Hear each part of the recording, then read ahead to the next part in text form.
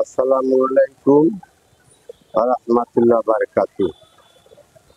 অনেকে দেখবেন একা একা হাঁটলে লাগে যেন পিছে কেউ হাঁটছে। আসলে এটা পিছে কেউ হাঁটে না, এটা ওটা উপরি ভাব।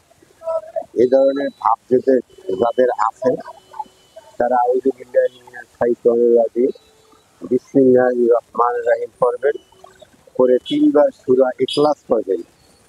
কুল হুয়াল্লাহু আহাদ আল্লাহুস সামাদ লাম ইয়ালিদ ওয়া লাম ইউলাদ ওয়া লাম ইয়াকুল লাহু কুফুয়ান আহাদ। ৩ বার পরে বুকে ফু দিয়ে পিছনের দিকে বাম পা দিয়া লাথি মারবেন, ঝাড়া দিবেন। তাহলে দেখবেন আপনি যে হাঁটলে পিছনে আপনার কেউ হাঁটাহাঁটি করতে আছে এরকম অনুভব, এই অনুভবটা আপনার আর থাকবে না। ইনশাল্লাহ আমলটি সবাই করি।